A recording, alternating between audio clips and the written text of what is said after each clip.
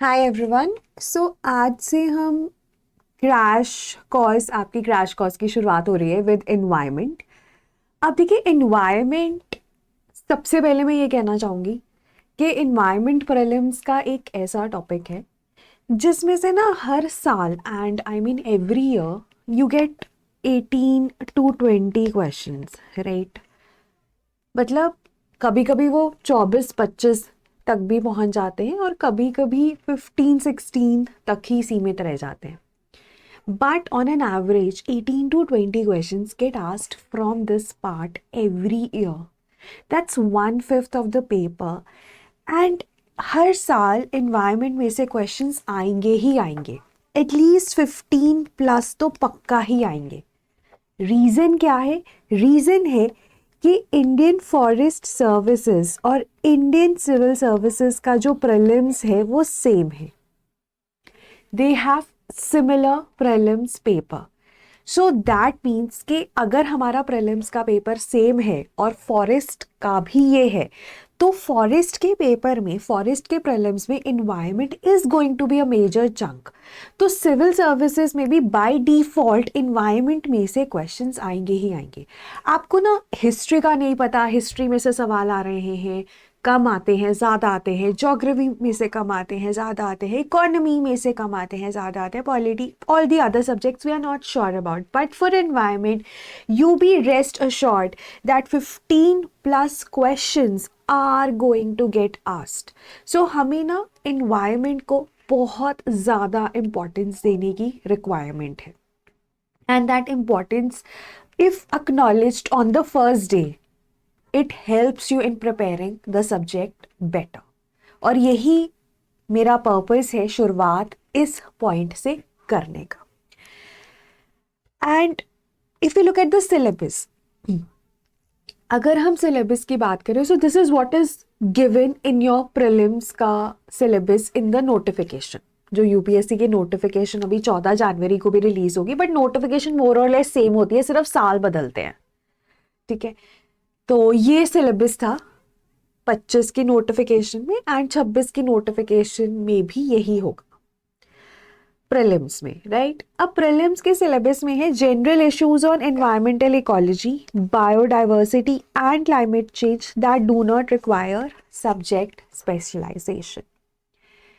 अब पहले ये जो कंपोनेंट्स दिए गए हैं, basis of this what is written in the notification and the PYQs, the previous year questions, जो हमारे लिए ना नॉर्थ स्टार है, जो हमारे एक तरह से आप कह लो कि भगवान की तरह, हमें उन्हें हर रोज वर्शिप करना है, हमें उन्हें हर रोज देखना है, they are that important. So PYQs और ये जो सिलेबस मैंने आपको अभी मेंशन किया, उसके बेसिस पर हम ना अपने सिलेबस को ये 6 कंपोनेंट्स में डिवाइड करते हैं, right? For instance, you have ecology and ecosystems, pollution, renewable energy and sustainable development, biodiversity and protected areas, climate change and agriculture. So these are the 6 more important, most important topics. अब अगर आप ये बोलो कि किस साल किस component में से सवाल आते हैं, can't say, can't predict, but हाँ द डिस्ट्रीब्यूशन वेरीज।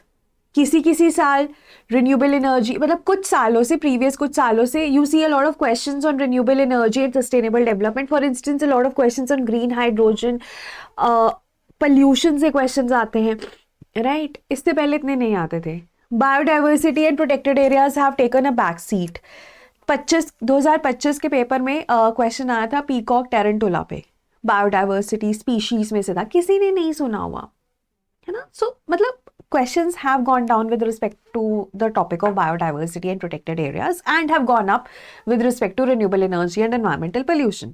ये last year 25 का हमारा ट्रेंड है, but will it repeat in 2026? Can't say. So bottom line क्या है? Bottom line ये है कि हर एक टॉपिक को अच्छे से प्रिपेयर करना है। इकोलॉजी एंड इकोसिस्टम्स में एक्वेटिक इकोसिस्टम्स का टॉपिक है, जिसमें वेटलैंड्स, रामसर साइट्स, कभी ना रामसर साइट पे हर साल क्वेश्चन आता था, वेटलैंड्स या रामसर साइट पे हर साल क्वेश्चन आता था, इतना फेवरेट है यूपीएससी का। अभी नहीं आ रहा है, but we have to prepare. Similarly इसी में fungus, one of the favourite topics. कभी मशरूम्स पे क्वेश्चन आ जाएगा, कभी आपका इस पे गुची मशरूम्स पे क्वेश्चन आ जाएगा, है ना, कभी सिंपल फंगस पे क्वेश्चन आ जाएगा, माइकोटॉक्सिन्स पे क्वेश्चन आ जाएगा, एफ्लाटॉक्सिन्स पे क्वेश्चन आया है जो फंगस रिलीज करते हैं। So a lot of questions from that one topic, but अभी नहीं दिख रहे हैं। So should we stop preparing it? No. Should we give it less importance also? No. तो हमें ना हर एक टॉपिक को अच्छे से प्रिपेयर करना है। ये 6 topics you have to prepare in detail, और आने वाले जो हमारी क्लासेस हैं उनमें हम यही कोशिश करेंगे कि हम इन टॉपिक्स को अच्छे से प्रिपेयर करें। We have to touch each and every topic, and after you are done with the classes there is not even going to be a single PYQ जो आप बोलो मैं सॉल्व नहीं कर पा रहा। If you attend the classes like with focus, attentively revise them often, you will be able to solve the environment portion of the exam. Right so ये हमारे जो कंपोनेंट्स हैं अकॉर्डिंग टू द सिलेबस। अब ना एक और चीज़ मैं आपके साथ शेयर करना चाहती हूँ। हर साल ना जैसे मैंने आपको बोला कि 15 to 20 क्वेश्चंस का हम लेकर चलते हैं कि प्रीलिम्स में एनवायरनमेंट में से आएंगे, and all of them come from these topics, right. अब इसमें ना एक एग्रीकल्चर जैसे मैंने आपको टॉपिक देखा। अब एग्रीकल्चर ना एक ओवरलैपिंग टॉपिक है। एग्रीकल्चर आप ज्योग्राफी में भी पढ़ते हो, है ना, द पार्ट्स जहाँ पे लेट्स से हम बात करेंगे कि कॉटन किन कंडीशंस में ग्रो होती है, सॉइल्स कितने तरह के होते हैं, वो ज्योग्राफी में करते हैं।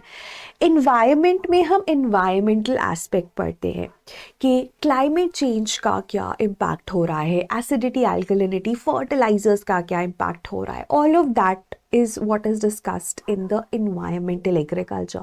Then you also study agriculture and economy. वहाँ पर होता है imports, exports, है ना, उस spaces पर कितना कौन सा क्रॉप ज़्यादा ग्रो किया जाता है ना, किसका ज़्यादा प्रोडक्टिविटी है, वो वाला एस्पेक्ट आप इकोनॉमी में भी स्टडी करते हो।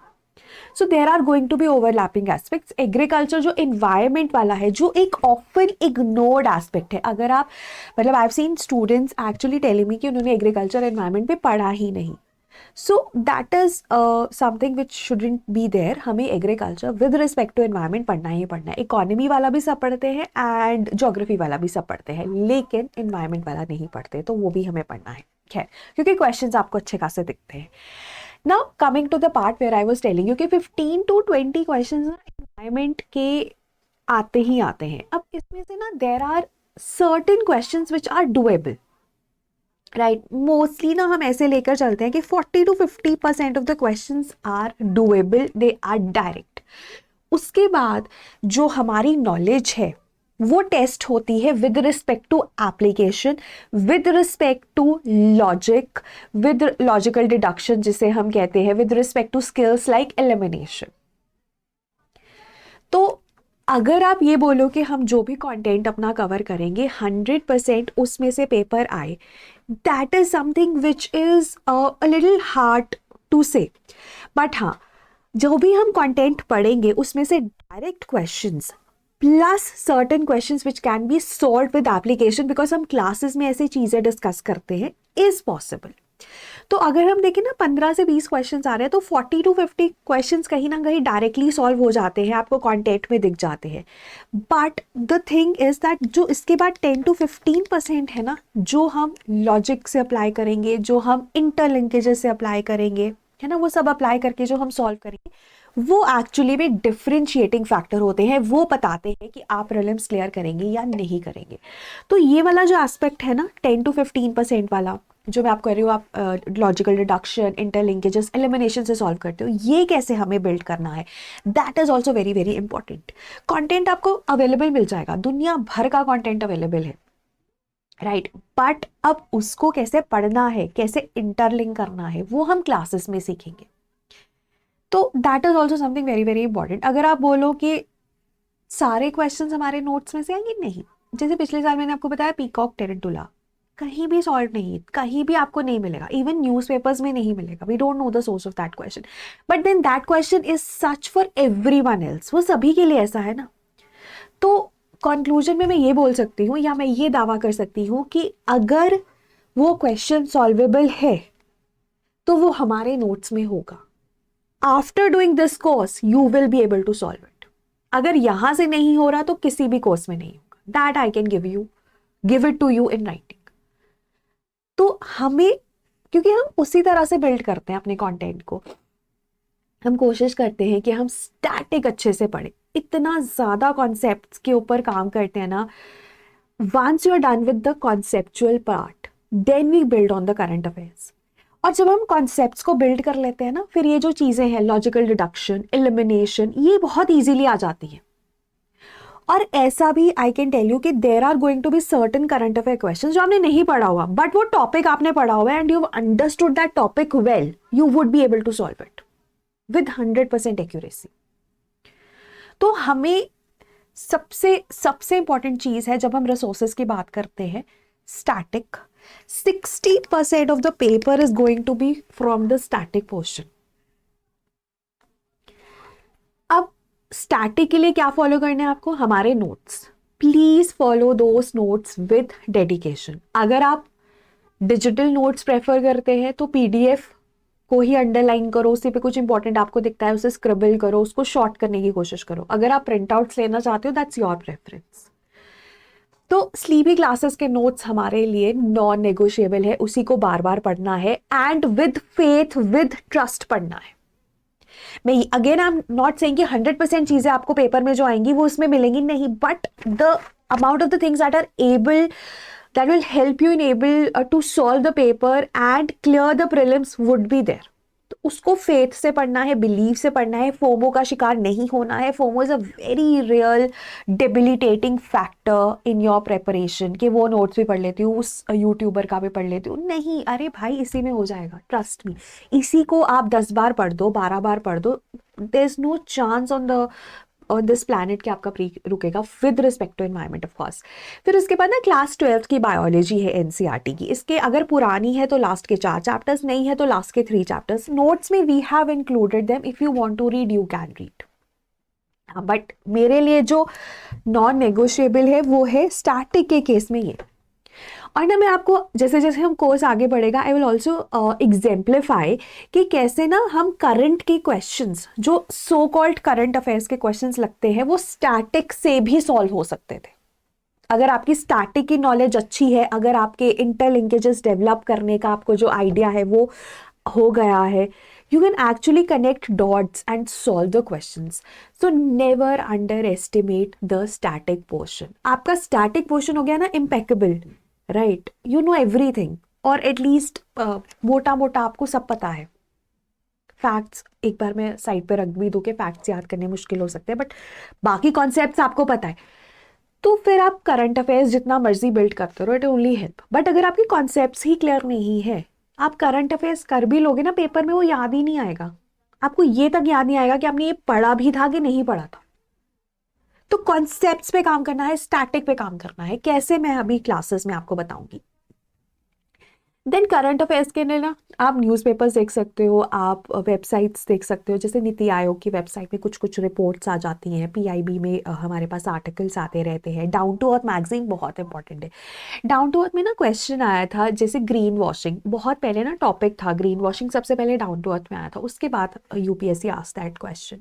Social cost of carbon, Mint एक न्यूज़पेपर है, उसमें आया था. उसके बाद यूपीएससी आस्क्ड दैट क्वेश्चन. तो हमने वो अपने नोट्स में कवर किया हुआ है, या तो टेस्ट में कवर हुए हैं जो हमारे प्रीलिम्स के टेस्ट होते हैं, या फिर आपके नोट्स में कवर्ड है वो. ठीक है, तो इसीलिए ना जो भी स्लीपी का इकोसिस्टम है, ठीक है, स्लीपी के प्रीलिम्स के टेस्ट आपको सॉल्व करने हैं, ठीक है, स्लीपी के नोट्स आपको पढ़ने हैं. उसके बाद जो करंट अफेयर्स की क्लासेस हैं वो हम मर्ज कर देते हैं अपने नोट्स में ही. But if you want to see, there are also current affairs के पीडीएफ्स अवेलेबल, वो आपको करना है. जैसे ना आज हमने एक टॉपिक पढ़ लिया, उस दिन तक के करंट अफेयर्स तो वी हैव कवर्ड, बट उसके बाद जो करंट अफेयर्स होंगे उनको लिए आप देख सकते हो. वैसे एंड में उसकी भी क्लास होती है. So you are sorted on that. तो द थिंग इज कि स्टैटिक के लिए रीड स्लीपी क्लासेस के नोट्स, एंड करंट अफेयर्स के लिए रीड द स्लीपी क्लासेस के करंट अफेयर्स के PDFs if you want to. ठीक है, बाकी आप न्यूज़पेपर या मैगजीन्स फॉलो कर सकते हो, but I would not recommend because time बहुत लिमिटेड है. आपको बहुत ज़्यादा पढ़ना है और बहुत सारी चीज़ें समझनी है और रिटेन करनी है और रिवाइज करनी है और टेस्ट सॉल्व करने हैं, तो time is very very limited. तो मैं यही बोलूँगी कि आप स्लीपी क्लासेस के notes for both static and current पे ही रहिए. उसके बाद ना स्ट्रैटेजी की अगर हम बात करें, जो हम यहाँ पे फॉलो करते हैं, आपके पास ना नोट्स हैं स्लीपी क्लासेस के और आप क्लासेस लगा रहे हैं, तो ना उन क्लासेस में हम कंटेंट कवर करेंगे. Content will have both static and current affairs, plus the content will help you in solving the PYQs. जो हम टॉपिक करेंगे ना उसके PYQs हम पैरेलली सॉल्व कर लेंगे, राइट. तो ये हमारा डेली का शेड्यूल रहेगा फॉर द कमिंग 3 वीक्स, कि हमने कंटेंट पढ़ा, उसमें स्टैटिक और करंट है उस टॉपिक का, प्लस देयर आर PYQs. ठीक है. फिर क्लास एंड होगी तो आपको प्रैक्टिस क्वेश्चंस मिल जाएंगे, पर वो प्रैक्टिस क्वेश्चंस रिवाइज करने के बाद ही सॉल्व करना. एक रिवीजन उसी दिन हो जानी चाहिए, राइट. सो ये आपका जो ब्रॉडर स्ट्रैटेजी है वो यही है कि आप रोज क्लास देखेंगे, ठीक है, और उसके बाद MCQs सॉल्व करेंगे आफ्टर 1 रिविजन. उसी दिन रिवीजन कर लीजिए तो उसी दिन सॉल्व कर लेना, नेक्स्ट दिन रिवीजन करोगे तो नेक्स्ट डे सॉल्व करना. डाउट्स, जो भी आपके डाउट्स आते हैं आप क्लास में पूछ सकते हैं. अगर आपके डाउट्स लेटर आते हैं, मेंटर्स आते हैं ऑन द टेलीग्राम चैनल, आप उनसे पूछ सकते हैं, नो प्रॉब्लम. कभी भी आपको डाउट आता है, don't get that doubt unresolved, you have to get it resolved. आपको ना आपको ये लग सकता है कि मेरा डाउट तो बहुत ही सिंपल है. नहीं, आपको अगर डाउट आया है, they could be a reason for that. तो अपनी नॉलेज को टेस्ट करने का सबसे सही तरीका ये होता है, आप MCQ सॉल्व करो, अपनी नॉलेज को अप्लाई करो, डाउट्स आते हैं तो पूछो और उनको रिजॉल्व करवाओ, नहीं होते बार बार पूछो. That is the idea why you join the course. ठीक है. सो ये हमारा डेली का रहता है. उसके बाद आपको अगर कोई करंट अफेयर दिख जाता है जो रेलिवेंट है किसी पर्टिकुलर टॉपिक से, आप उसमें ऐड कर लो. जैसे ना अगर आप कहीं टेस्ट सॉल्व कर रहे हो, किसी के MCQ सॉल्व कर रहे हो, आपको लगता है कि ये टॉपिक नहीं पढ़ा हुआ, आप ऐड कर लो. ठीक है. बिकॉज अगर हम ओवरऑल देखेंगे, environment is endless, there is no end to it, है ना, एक बॉटमलेस पिट है. बट हमें जो चीज़ें मैनेजेबल है, मैंने आपको पहले ही बताया, जो हम अपनी क्लासेस के नोट्स में कवर करेंगे, आपको उसको बहुत बार रिवाइज करना है, 10 बार एटलीस्ट उसे पढ़ना है. वो इतनी इंटरनलाइज करनी है कि उनमें से सवाल आएगा तो आप गलत मत करिएगा. और लाइक आई सेड कि 50 to 60% of the paper would be solved, and 50 to 60% का मतलब है कि 120 मार्क्स, उसमें आपकी कट ऑफ नहीं रुकेगी. अगर पेपर डिसेंट, अगर पेपर बहुत टफ हो गया तो कट ऑफ ही नीचे जाएगी, तो क्वेश्चंस भी जो सॉल्व हो सकते हैं वो भी नीचे जाएंगे, है ना, वो अलग चीज़ है. But what I am suggesting is in a average year scenario, जैसे जो 2025 का था या जो 2024 का था. 2023 was an exception, it was a tough paper. I hope आपने देखे होंगे पेपर्स भी. उसके बाद ना एक जो इन्वायरमेंट का एक एस्पेक्ट है जो आपको खुद करना है, ये जो 2 एस्पेक्ट्स है ना, ये आपको खुद करने. इसमें है कि हमें ना मैप्स में आपको क्यूज दूंगी कि ये मैप आज हम बनाएंगे, ये मैप आज हम बनाएंगे, राइट. वो हम प्रैक्टिस भी करेंगे और I want you to do it also. उनमें हमारे पास बायोस्फीयर रिजर्व्स हैं, राइट, टाइगर रिजर्व्स हैं, रामसर साइट्स हैं, नेशनल पार्क्स हैं, वर्ल्ड हेरिटेज साइट्स हैं. Then you have to compare and link it with the species.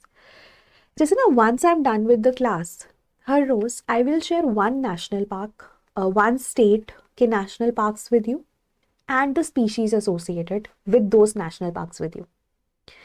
आज जब हम क्लास के एंड में करेंगे तो आपको बेटर आइडिया होगा. तो वो तो हम करेंगे ही, ठीक है. हम नेशनल पार्क जो न्यूज़ में रहे हैं और जो स्पीशीज न्यूज़ में रहे हैं उनके बारे में भी पढ़ेंगे. That we will do, but I want you to do it at your end also, and then we will compare it. हम एक मैप्स की ना सिर्फ मैपिंग की क्लास लगाएंगे एक एंड में, उसमें हम ये सब चीज़ें डिस्कस करेंगे. बट उसके साथ अपना थोड़ा बिल्ड तो करते हैं ना लेवल, क्योंकि हम क्रैश कोर्स में हैं, तो आई एम अज्यूमिंग कि आपका कुछ लेवल तो है ना, आपको चीज़ों के बारे में पता है. तो जो भी आपका लेवल है, if it's very good let's build on it further, if it's average again let's build on it. अगर वो बिलो एवरेज है तो हमारे पास बहुत स्कोप है मेहनत करने का. तो जो भी आपका लेवल है हमें उसे बिल्ड ही करना है, that is the idea, right. तो ये एस्पेक्ट आपको खुद से भी करना है. कैसे करना है वो मैं अभी आपको थोड़ा सा आइडिया देती हूँ. देन रिविजन, जो भी आप पढ़ रहे हैं, जैसे आज आपने क्लास लगाई, revise on the same day. मतलब या तो आज कर लिया, जैसे अगर मंडे की क्लास है तो सुबह क्लास हो जाएगी, तो या तो मंडे इवनिंग को रिवाइज कर लो या ट्यूसडे को रिवाइज कर लो. Tuesday evening, Tuesday morning before the class, you have to revise it. Every day. फिर उसके बाद 6 दिन क्लासेस हो जाएंगी, संडे को पूरे 6 दिन का रिवाइज करो, फिर पूरा सब्जेक्ट जब खत्म हो जाएगा वो पूरा सब्जेक्ट रिवाइज करो। तो ऐसे 3 रिविजन तो हमारी यहीं पर हो जाएंगी, ठीक है। और उसके बाद जब भी आप एनवायरनमेंट का टेस्ट दे रहे हो तब रिवाइज करो। And with every revision try to make important, try to mark important keywords and try to make the topics a little shorter.